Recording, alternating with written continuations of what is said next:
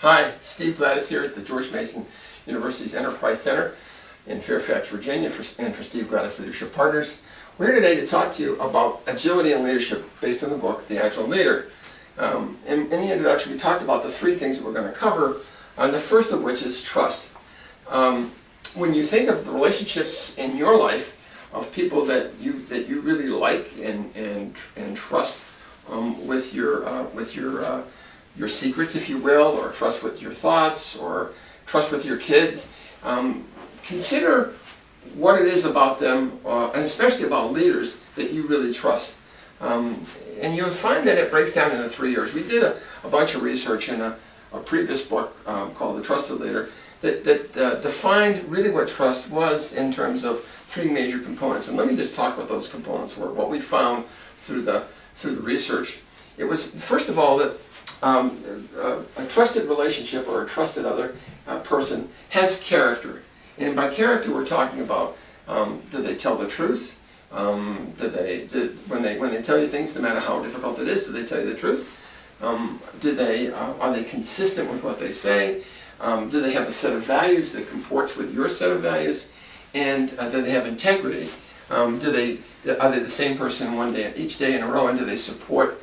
Do their actions support their values? When somebody tells you they value health, but then they smoke, you have a real disconnect between their integrity and what they're saying. So first is character. What is their basic character? And most leaders have a decent character. If you don't, your chances of being a good leader are pretty nil.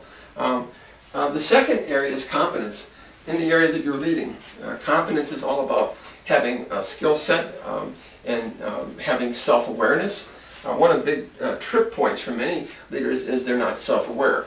They think they're coming off as funny when sometimes they're coming off as being negative. They think they're coming off as being effective when in fact they're not effective. Self-awareness is the first element of competence. The second is understanding other people. Dan Goleman and Richard Boyatzis talked about this in their model for positive leadership and for emotional intelligence. So understanding self, understanding others, being able to know what your core business is. You have to have some great basic knowledge of the business that you're in. You can't just be a servant who got transferred in and is touching a base to move on to the next job. You have to be there for the long haul. You have to really know what you're talking about. So there's this sort of a knowledge of self, knowledge of others, and knowledge of the topic that you're actually supervising or leading. The final one is caring. So it's character, competence, and caring. The final leg of this triangle is caring, and it's the one that gets most leaders kind of in trouble, because it's not that they don't care. A lot of times they don't express the fact that they do care. But caring is a really, really important thing for leaders to project to other people. Caring about their families, caring about people who work for you, not just in what they can produce for the company, but also what they do in their regular life. Walking into somebody's office and seeing pictures of their kids, seeing pictures of a softball team they may be on, seeing other things that people have in their office is a great way for leaders to connect with them on an individual basis. Ask them about their kids, ask them about their vacation, about their families, before you delve into work. So it's character, competence, and caring. That's the trust triangle, and that's the real basis for a leadership relationship with somebody who works with you and for you.